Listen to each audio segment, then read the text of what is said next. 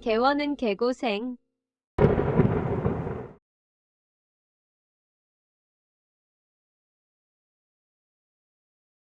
이동원 원장님과 개고생 심화 파트 직원 첫 번째 세션 얘기하고 있습니다. 개원을 고민하고 생각하는 의사들을 위한 개고생 심화편 그 첫 번째 시간, 인사가 만사인 직원 문제를 어떻게 효율적으로 잘 경영에 전복할 것인가에 대한 얘기를 나누고 있습니다. 저는 개고생 진행하고 있는 장편외과 이성근이고요. 네, 안녕하십니까. 저는 더원외과 원장 이동원입니다. 원장님 병원 너무 깔끔하고 좋은 것 같아요. 청량리역에 있는데요. 청량리역 동대문구의 주민들은 너무 운이 좋으신 것 같아요. 실력 있는 외과 선생님이 가까이 계시니까요.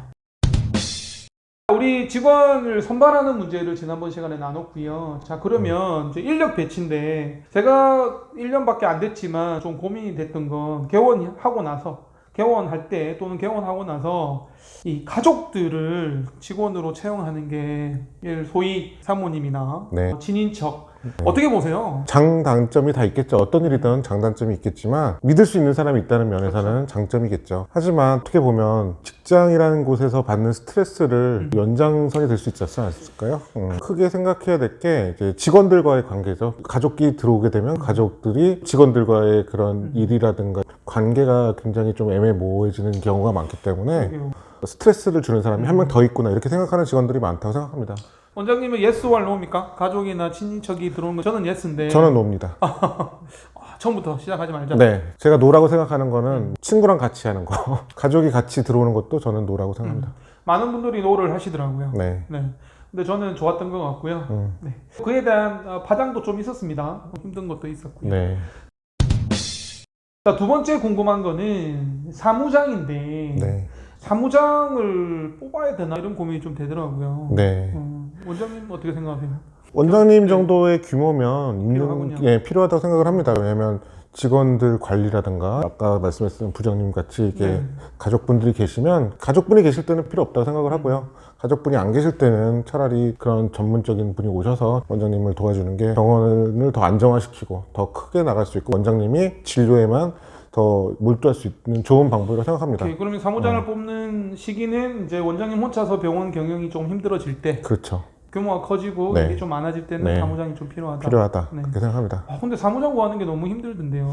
규모 있는 데서는 했던 분이 개인 병원에 와서 하기에는 단가가 너무 높고요. 그렇죠. 마땅한 사람이 없더라고요. 개인적인 생각으로는 사무장을 구하신다면 격리, 회계, 그리고 우리 그 청구할 수 있는 그런 것 쪽에 갖고 계셨던 분이 오시는 게 제일 좋다고 생각을 하고요.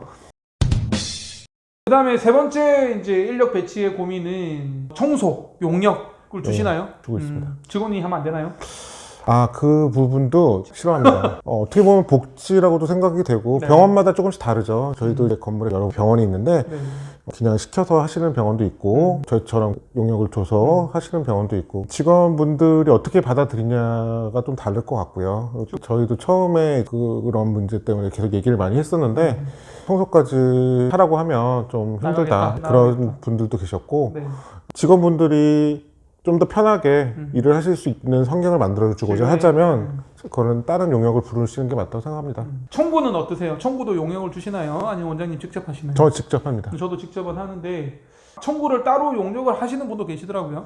뭐 용역도 있고 회사도 있고요. 뭐 저희가 잘 놓쳤던 거에 대해서 한 번에 와가지고 그거에 대해서 피드백을 다시 주고 본인들이 어느 정도 나오는 발생된 부분의 일부분만 가져가는 회사도 있어요. 그리고 굉장히 많죠. 그런 회사들도 있고 방법은 여러 가지인데 본인이 할 수 있다면 하는 게 제일 낫지 않을까. 그리고 크기가 뭐 큰 병원에서는 규모는 힘들지겠지만 그렇지 않다면 뭐 개인이 할 수 있다고 생각합니다. 제가 청구 얘기를 하는 이유는 개원을 생각하시는 분들이 제일 막히는 게 청구거든요. 청구가 너무 감이 안 잡아서 내가 제대로 청구를 하는 게 맞는지 이거 잘못 청구해서 삭감당하는 게 아닌지 이런 불안함이 있으시기 때문에 그거를 전담해서 해주는 분이 계십니다. 우리 거를 한번 훑어보고 한 달에 한 30만 원 주면 훑어주는 사람도 있고 업체도 있고 그런 걸 활용하면 되고요.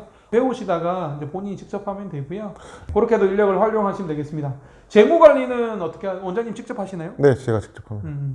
사무장이 있으면 사무장이 재무 관리를 하실 거고 이거 규모의 차이가 좀 있는 것 같고요. 네, 규모의 차이죠. 네. 아무래도. 노무는 따로 두시나요? 네, 그 노무는 요새는 이제 회계사 쪽에서 세무 쪽에서 다 노무를 같이 해주게 돼 있어요. 할 수 있게 돼 있기 때문에 그래서 같이 맡겨서 그것까지 다 마케팅도 용역을 주시죠? 마케팅 용역 주고 있습니다. 네. 블로그, 카페 그런 거를 다 관리해 주시는 그렇죠. 또, 원장님이 하시는 분도 계시더라고요. 저도 이제 제 친구 중에 하는 친구가 있긴 한데 굉장히 힘들죠. 굉장히 그 분야에 잘 알고 해야지 어느 정도 이게 되는데 진료까지 보면서 관리하기가 굉장히 힘든 부분이 있습니다.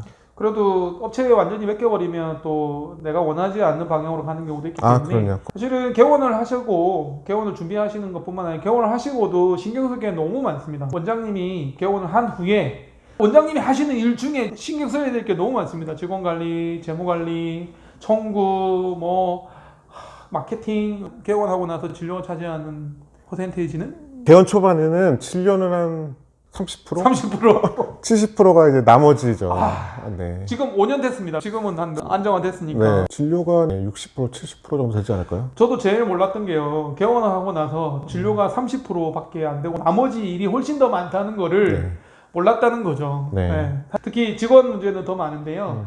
이 인력 배치에 있어서 마지막으로 원장님한테 자문을 구하고 싶은 건 봉지기. 병원이 어느 정도 성장을 해서 봉지기를 뽑아야 되는 시점이나 봉지기를 뽑아야 될지 고민이 좀 많이 되고 저는 사실 3개월 전에 봉지기 쌤을 초빙을 했어요. 네. 원장님은 어떻게 생각하세요? 저는 아직 이제 네. 봉지기가 없습니다. 병원을 더 키워야겠다는 생각은 계속 하죠. 그래서 더 크게 하려면은 물론 봉지기를 들어야 되고 하지만 봉주기한테는 고정적으로 돈이 나갈 수밖에 없기 때문에 어느 정도의 이제 수입이 안정화돼야지 봉지기를 드릴 수 있다고 생각을 합니다. 봉지기가 들어와서 병원을 더 키울 수 있고 충분히 갈 수 있다면 좋겠지만 병원 규모가 작은 병원에서 굳이 봉지기를 두어서 병원이 힘든 것보다는 어느 정도 이제 규모가 되고 안정화가 되면 원장님처럼 봉지기를 두는 게 병원을 더 키울 수 있는 좋은 방향이라고 생각합니다.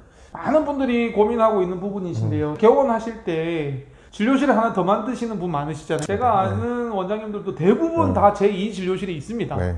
그거는 나중에 병원이 좀 성장하고 안정화되면 봉지기를 뽑겠다는 그런 미래를 설계하시는 건데 그렇죠. 근데 많은 분들이 또 고민을 하시죠. 어느 타이밍에 뽑을 것이냐. 네.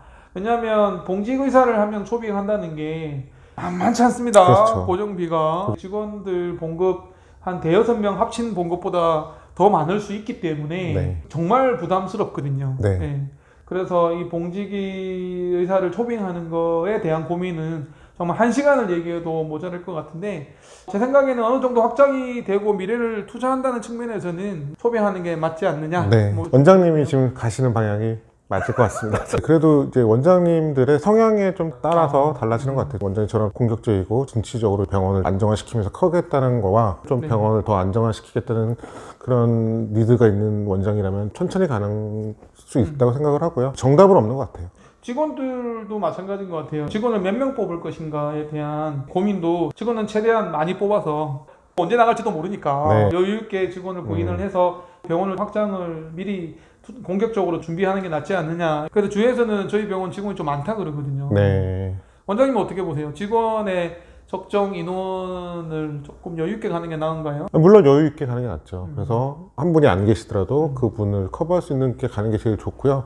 너무 타이트하게 가면은 남은 분들이 힘들어하고 본인도 힘들죠. 제가 다 해야 되니까. 두 번째 인력 배치 얘기를 좀 나눴고요. 여기서 클로징을 하고요. 우리 또 다음 직원 운영에 관한 얘기에서 찾아뵙도록 하겠습니다. 저는 개고생 진행을 맡고 있는 장편외과 이성건이고요. 네, 더원외과 원장 이동원입니다. 꼭 감사합니다. 뵙겠습니다. 고맙습니다.